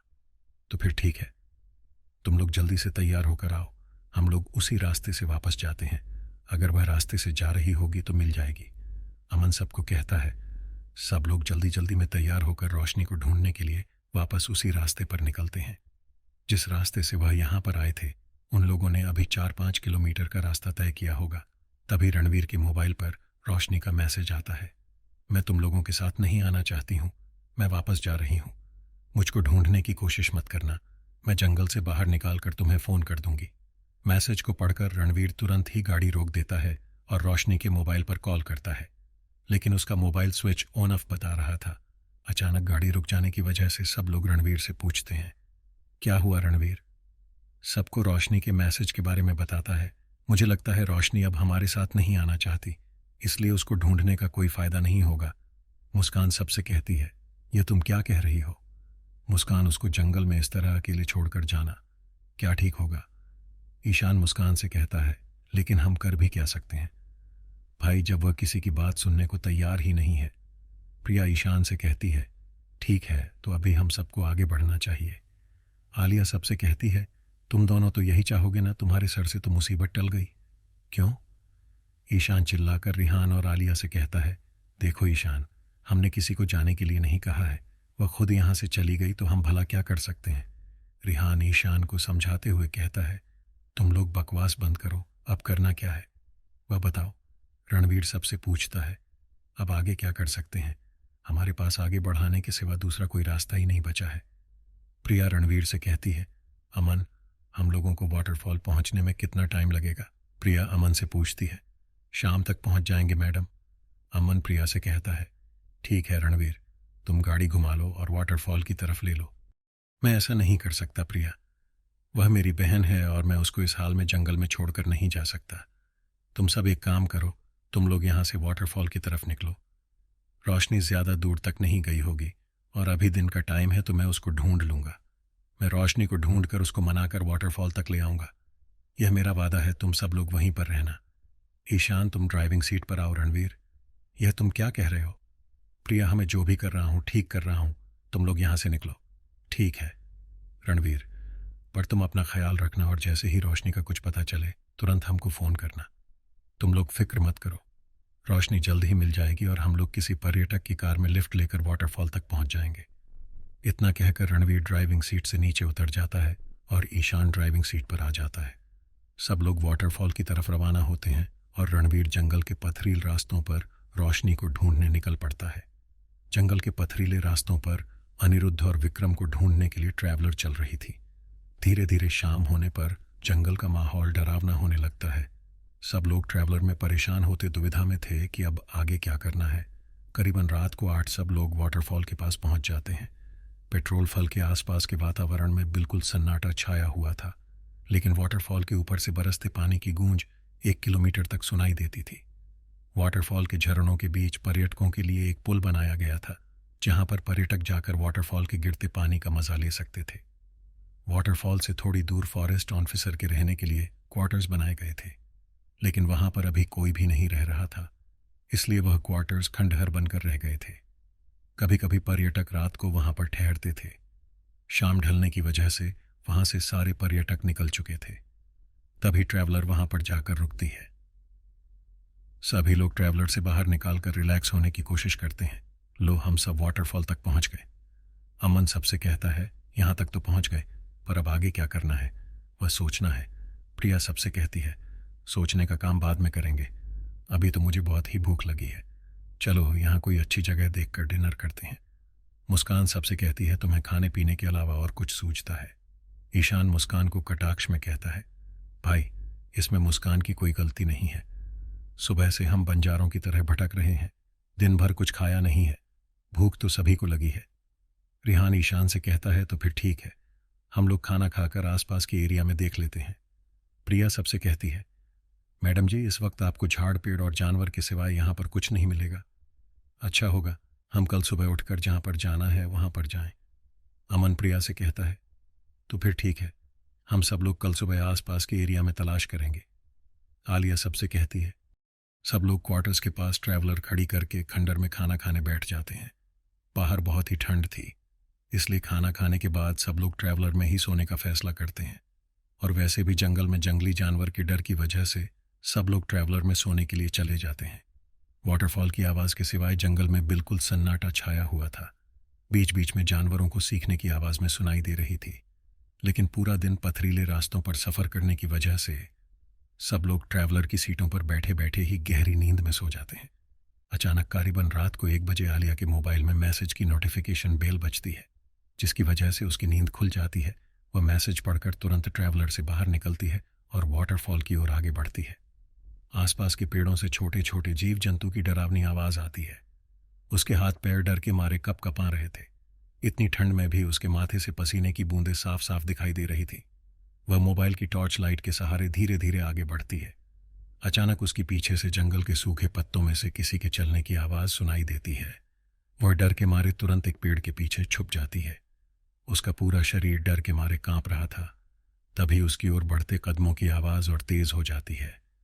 उसके साथ उसके दिल की धड़कन भी तेज हो जाती है। उसका पूरा शरीर सुन्न पड़ जाता है। उसको पता ही नहीं चलता कि अब क्या करें और चिल्लाने जाती है।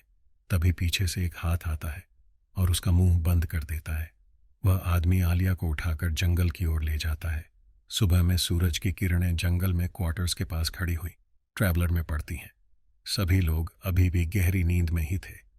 तब यह अचानक रिहान के चिल्लाने की आवाज़ से सबकी नींद टूट जाती है। आलिया, आलिया, आलिया कहाँ है? रिहान चिल्लाकर सबको जगाता है। रिहान, चिल्लाना बंद करो, अपनी सीट पर होगी। ईशान नींद में बड़बड़ता है, अपनी सीट पर नहीं है। रिहान चिंतित होकर सबको बताता है, जरा आसपास चक्कर लगाकर आओ, वह यहीं कहीं पर होगी। मुस्कान अंगड़ाई लेते हुए कहती है, रिहान जरा वाटरफॉल के आसपास देख लो, शायद वहां पर गई होगी। प्रिया जमाई लेते हुए रिहान से कहती है। रिहान ट्रैवलर से नीचे उतरकर वाटरफॉल की ओर जाता है। रास्ते में वह सब जगह देखता है, लेकिन आलिया उसको कहीं भी दिखाई नहीं देती। पूरा 1 घंटा सब जगह का चक्कर लगाकर वह परेशान होता हुआ ट्रैवलर के पास वापस आता है और सबको जगाता है। गाइस, मुझे आलिया कहीं पर भी नहीं देखी, लेकिन हाँ, मुझे उसकी एक सैंडल मिली है। रिहान घबराकर सबसे कहता है, क्या बात कर रहे हो, कहाँ पर? प्रिया बेसब्री से उससे पूछती है, यहाँ से थोड़े दूर जंगल में एक पेड़ के पीछे, वहां पर वो क्या करने गई थी? मुस्कान रिहान से पूछती है, मुझे क्या पता, तुम सब लोग जल्दी तैयार हो जाओ, हमें अभी उसको ढूंढने जंगल में जाना पड़ेगा। लेकिन जंगल में हम उसे ढूंढेंगे कहाँ? ईशान रिहान से पूछता है। क्यों हमें यहाँ अनिरुद्ध और विक्रम को ढूंढने जंगल में नहीं आए हैं, जब तुम्हें पता ही नहीं था कि हम जंगल में जा रहे हैं? कोई जंगली जानवर तो उसको उठाकर नहीं ले गया? अमन रिहान से पूछता है, यह तुम क्या कह रहे हो? शुभ शुभ बोलो, मैं तो सिर्फ अनुमान लगा रहा था। तुम अपना अनुमान अपने पास रखो। गाइस, तुम सब लोग जल्दी करो, मुझे घबराहट भी हो रही है, मेरा दिल बैठ जा रहा है। तुम फिक्र मत करो रिहान, वह यहीं कहीं होगी, मिल जाएगी। गाइस, सब जल्दी तैयार हो जाओ, हम सबको आलिया को ढूंढने जाना पड़ेगा। प्रिया सबको कहती है, मैडम जी, मैं आपके साथ नहीं आ सकता, मुझे ट्रैवलर के पास ही रुकना पड़ेगा, आप सब लोग जाओ। अमन सबसे कहता है, क्यों भाई, तुम क्यों हमारे साथ नहीं आ सकते? तुम्हें हमारे साथ आने के लिए पैसे मिले हैं, हम सबको जंगल का रास्ता थोड़े ही पता है। मुस्कान गुस्से में अमन से बात करती है, अरे मैडम जी, मैं तुम्हारा गाइड बनकर यहाँ आया हूँ, गुलाम बनकर नहीं। अगर यहाँ से ट्रैवलर चोरी हो गई या उसमें कुछ नुकसान हुआ तो उसका जिम्मेदार कौन होगा? मैं अपनी जिम्मेदारी पर इसको रेंट पर लाया हूँ। सॉरी, मैं तुम लोगों के साथ नहीं आ सकता हूँ। नहीं आ सकते हो तो तुम अपनी ट्रैवलर को लेकर दफा हो जाओ। यहाँ से हमें तुम्हारे व्हीकल की कोई ज़रूरत नहीं है। मैडम, अपनी अमीरी का रौब कहीं और दिखाना जाओ, पहले अपनी फ्रेंड को ढूंढो, पूरा दिन है। तुम्हारे पास अगर गलती से शाम हो गई तो फिर तुम जंगल में घूमते रहोगे, वह भी जंगली जानवर के साथ। तुम्हें हमको कुछ भी सलाह देने की ज़रूरत नहीं है, तुम यहाँ से दफ़ा हो जाओ। चला जाता हूँ, यहाँ रुकना भी किसको है? मेरे पैसे दे दो। चलो प्रिया, पैसे इसके मुंह पर मारो और इसको चलता करो। ये तुम क्या कह रही हो? मुस्कान, इस तरह तुम अमन से कैसे बात कर सकती हो? इस जंगल में हमें कोई दूसरा व्हीकल नहीं मिलेगा। प्रिया मुस्कान को समझाती है। नहीं प्रिया, मुस्कान ठीक कहती है। अगर यह हमारे साथ जंगल में नहीं आ सकता तो हमें भी इसकी कोई ज़रूरत नहीं है। ईशान प्रिया को कहता है, तुम दोनों पागल तो नहीं हो गए हो? इस भी जंगल में हमें और कौन मिलेगा? प्रिया ईशान को समझाते हुए कहती है, तुम लोगों को जो भी करना है जल्दी करो। मैं आलिया के बारे में सोच सोच कर पागल हो रहा हूं। रिहान परेशान होकर सबसे कहता है, तुम सब लोग चुप रहो। अमन प्लीज, तुम इन लोगों की बात का बुरा मत मानना। तुम जंगल में नहीं आना चाहते तो कोई बात नहीं, लेकिन हमारे सामान का यहाँ ख्याल रखना। हम लोग आलिया को ढूंढ कर वापस आते हैं, तब तक तुम यहीं पर रहना, ठीक है? मैडम जी, आप बोल रहे हैं इसलिए मैं यहीं पर रुक जाऊंगा।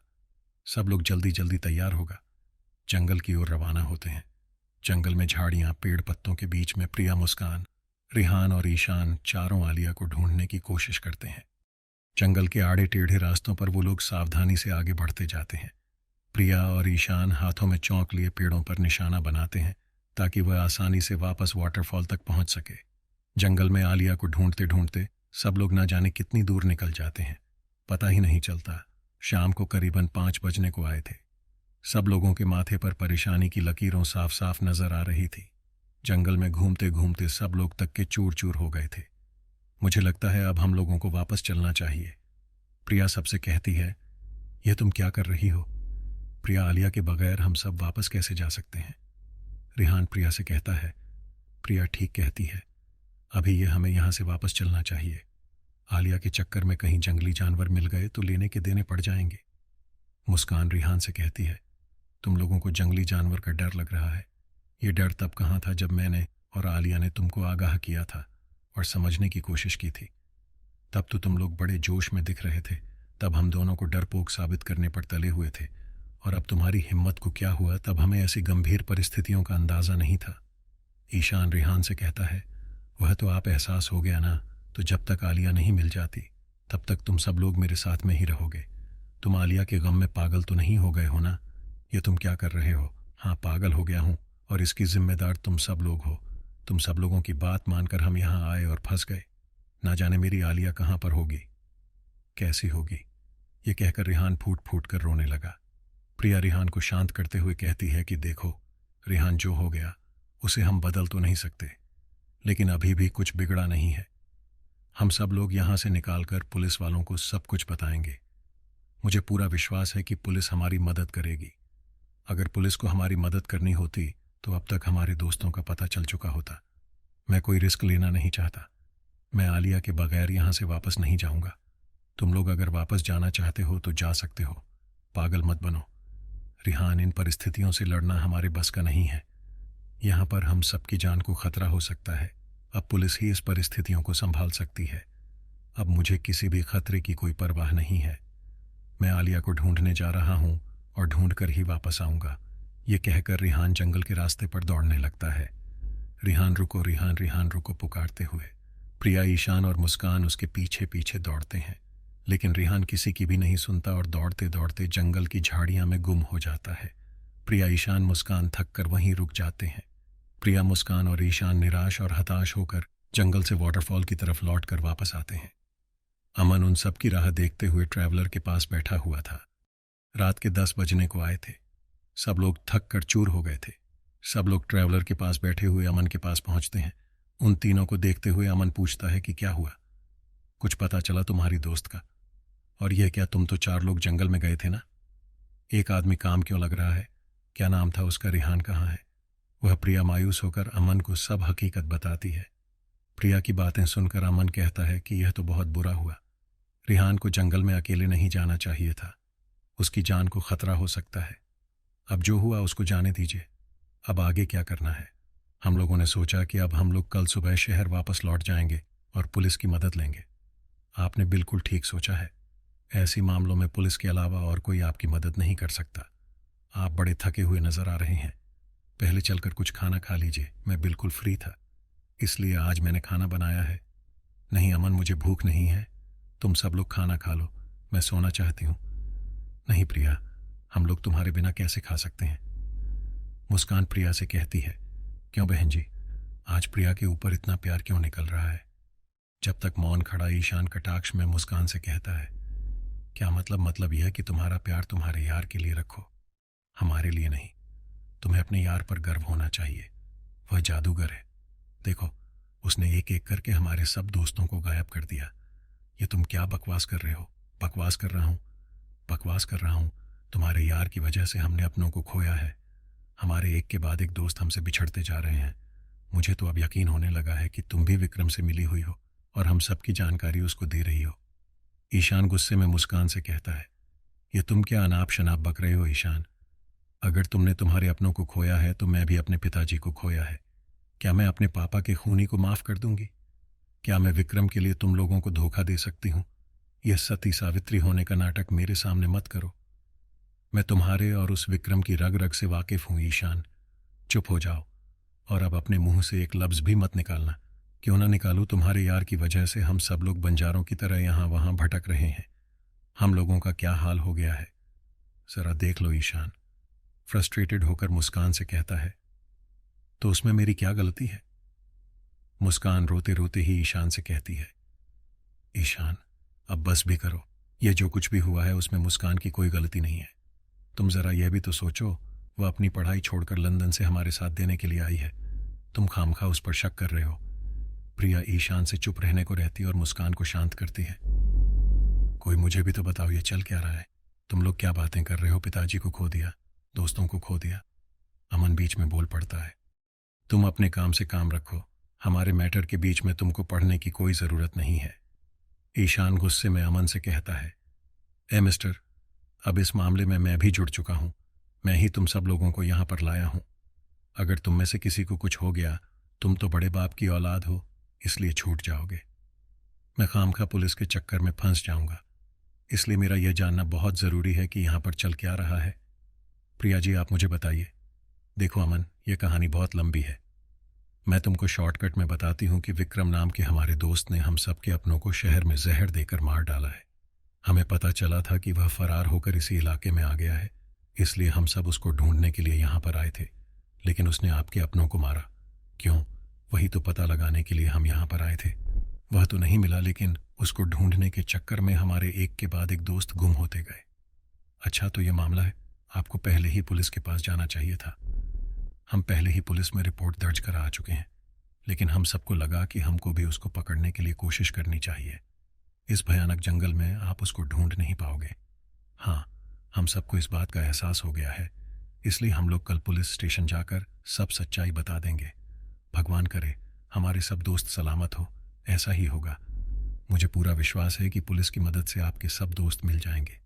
अभी आप लोग बड़े ही थके हुए लग रहे हो। थोड़ा सा खाना खा लो और आराम कर लो। हम कल सुबह पुलिस के पास जाएंगे। सब लोग खाना खाकर आराम करने के लिए चले जाते हैं। ईशान और अमन खंडर में ही सोने का फैसला करते हैं, क्योंकि पिछली रात ट्रैवलर में सोने की वजह से उनकी कमर अकड़ गई थी। जबकि प्रिया मुस्कान ट्रैवलर में सोने के लिए चले जाते हैं। अचानक रात को करीबन 1 बजे ट्रैवलर के स्टार्ट होने की आवाज़ आती है, जिसकी वजह से ईशान और अमन की नींद टूट जाती है। वह खंडहर से बाहर आते हैं और चिल्लाते हैं, कौन है वहाँ? प्रिया मुस्कान, लेकिन सामने से कोई रिप्लाई नहीं आता। वह दोनों ट्रैवलर की ओर आगे बढ़ते हैं। तभी ट्रैवलर की हेडलाइट स्टार्ट होती है और टर्न मारकर जंगल के रास्ते की ओर खड़ी हो जाती है। ईशान और अमन को कुछ गलत होने का अंदेशा हो जाता है। वह प्रिया मुस्कान चिल्लाते हुए ट्रैवलर की ओर दौड़ते हैं। तभी ट्रैवलर एकदम स्पीड से जंगल के रास्ते की ओर निकल जाती है। ईशान और अमन भी उसके पीछे पीछे दौड़ते हैं, लेकिन ट्रैवलर जंगल के रास्तों में गुम हो जाती है। अमन और ईशान के हाथ कुछ नहीं लगता। वह दोनों थक के चूर होकर वाटरफॉल की ओर वापस आ जाते हैं। वह दोनों में मायूस होकर वहां पर पड़े हुए पत्थरों पर बैठ जाते हैं। थोड़ी देर बाद ईशान का हौसला टूट जाता है और वह जमीन पर बैठकर फूट फूट कर रोने लगता है। अमन वहां पर जाकर ईशान को संभालता है और उसे हिम्मत देता है। थोड़ी देर बाद जब ईशान स्वस्थ होता है, तब अमन उससे बात करता है। मुझे एक डाउट हो रहा है क्या? ईशान अपने आंसू पहुंचने हुए बोलता है। जब हम दोनों ट्रैवलर की ओर भाग रहे थे और मुस्कान प्रिया ऐसे चिल्ला रहे थे, तब ट्रैवलर में से प्रिया और मुस्कान का कोई रिस्पांस क्यों नहीं मिल रहा था? क्या मतलब कि ट्रैवलर में यदि प्रिया और मुस्कान होती तो वह भी चिल्लाकर हमको वापस आवाज देती ना? हाँ, मैंने तो ये सोचा ही नहीं था। मुझे तो लगता है ये सब मुस्कान और विक्रम का ही किया धरा है। मुस्कान ने विक्रम को फ़ोन करके बुला लिया होगा और प्रिया को बेहोश करके यहाँ से उसको ट्रैवलर में ले गए होंगे। मुझे अपनी बहन प्रिया की बहुत फिक्र हो रही है। न जाने वह दुष्ट उसको कहाँ ले गया होगा। तुम्हारी फिक्र जायज़ है ईशान, लेकिन मुझे नहीं लगता कि मुस्कान ऐसा कुछ कर सकती है। जिस तरह वह रात को तुम्हारे साथ बात कर रही थी, उससे मुझे यह लगता है कि वह निर्दोष है। क्यों भाई, वह तुम्हारी बीवी है। जो तुम उसकी तरफदारी कर रहे हो वह हमारी दोस्त है। मैं उसको तुमसे बेहतर जानता हूं। यह तुम क्या बकवास कर रहे हो। अमन की इस बात को लेकर ईशान को बहुत ही गुस्सा आ जाता है। नाराज मत हो ईशान, मैं तो सिर्फ अपना व्यू बता रहा था। तुम अपना व्यू अपने पास रखो। अब तो मुझे तुम पर भी शक होने लगा है कि तुम इसमें शामिल तो नहीं हो ना। क्या तुम क्या कह रहे हो? क्योंकि जिस तरह से हम सब लोगों की बातें जानने की छानबीन करने की कोशिश कर रहे थे, उससे तो मुझे यही लगता है कि तुम भी इस षड्यंत्र में शामिल हो। साजिश, षड्यंत्र, यह तुम क्या बके जा रहे हो? मेरे तो कुछ समझ में नहीं आ रहा है। सब कुछ समझ में आ जाएगा। पहले मुझे यह बात कि विक्रम मेरे दोस्तों को लेकर कहाँ गया है। ईशान अमन के कॉलर को पकड़कर उससे पूछता है। देखो ईशान, मैं किसी विक्रम विक्रम को नहीं जानता हूं। तुम बिना बात के मुझ पर शक कर रहे हो। छोड़ो मेरा कॉलर। अमन ईशान से अपना कॉलर छुड़वाने की कोशिश करता है। अब तो जब तक तू मुझे विक्रम का पता नहीं बताया तब तक मैं तुझे नहीं छोड़ूंगा। पागल मत बनो ईशान, मुझे छोड़ो। अमन ईशान से अपने आप को छुड़वाने की कोशिश कर रहा था। ईशान गुस्से में आकर अमन को मारने पीटने लगता है। वह अपने बचाव अमन भी ईशान के ऊपर हाथ उठाता है और दोनों के बीच में मारपीट शुरू हो जाती है। वह एक दूसरे को जमीन पर पटकने लगते हैं और एक दूसरे के ऊपर हावी होने की कोशिश करने लगते हैं। वह दोनों लड़ते लड़ते वाटरफॉल के ऊपर पुल पर चले जाते हैं और दोनों की लड़ाई रुकने का नाम नहीं ले रही थी। वाटरफॉल के पानी की वजह से पुल में फिसलन ज्यादा थी। अचानक लड़ते लड़ते अमन का पैर फिसलता है और पुल के नीचे पानी में गिर जाता है। ईशान ने उसको बचाने की कोशिश की, लेकिन वह कामयाब नहीं हो पाया। अमन की चीख से पूरा वाटरफॉल गूंज उठा, लेकिन वाटरफॉल के पानी की गूंज में वह आवाज दब गई। लताड़ियां खाते हुए ईशान पुल पर से जमीन पर आता है। वाटरफॉल के पानी की वजह से वह पूरा भीग गया था। ठंड की वजह से वह पूरा कांप रहा था और उसके मुंह से ठंड की बाप निकल रही थी। अमन से लले ढाई की वजह से उसे काफी चोटें आई हुई थी। वह जमीन पर बैठकर फूट कर रोने लगता है और अचानक चिल्लाता है। विक्रम उसके चिल्लाने से पूरा वाटरफॉल गूंज उठा। धीरे धीरे आसमान से बर्फ गिरने लगती है। स्नोफॉल की वजह से उसके चेहरे पर बर्फ पड़ती है। वह अपने आप को संभाल कर उठने की कोशिश करता है, लेकिन चोट की वजह से वह दर्द से करहाने लगता है। अचानक वह लेट जाता है और गहरी सांस लेते हुए जोर जोर से हंसने लगता है। इस वीरान जंगल में उसकी हंसी की गूंज सुनाई देती है। तभी जंगल में एक पेड़ के पीछे से किसी की गहरी सांसों की आवाज उसके कानों पर पड़ती है। पर उठकर जमीन पर बैठता है और उसे तरफ झांकने की कोशिश करता है। तभी एक पेड़ के पीछे से ओवरकोट पहना हुए एक आदमी निकलता है। उसने चेहरे पर मास्क, हाथों में मोजे और पैरों में बड़े बड़े जूते पहने थे। अपने कंधे पर उसने बर्फ हटाने वाला फाफड़ा रखा था। धीरे धीरे वह ईशान की तरफ आगे बढ़ता है। उसके पैरों की आवाज रात के सन्नाटे को चीर कर रख देती है। उसके मुंह से ठंड की वजह से भाप निकल रही थी। उसको अपने पास आता हुआ देखकर ईशान गुस्से से चिल्लाता है, बस्टर्ड कौन है? तू विक्रम ही है ना? तेरी वजह से मैंने मेरे अपनों को खोया है। मेरे सब दोस्त तेरी वजह से गुम हुए हैं। आज मैं तुझको छोड़ूंगा नहीं। यू बस्टर्ड ऐसा कहकर बैठने की कोशिश करता है, लेकिन उसके पैर उसका साथ नहीं देते हैं और फिर से जमीन पर गिर जाता है। मास्क वाला आदमी धीरे धीरे आगे बढ़ता हुआ उसके पास पहुंचता है।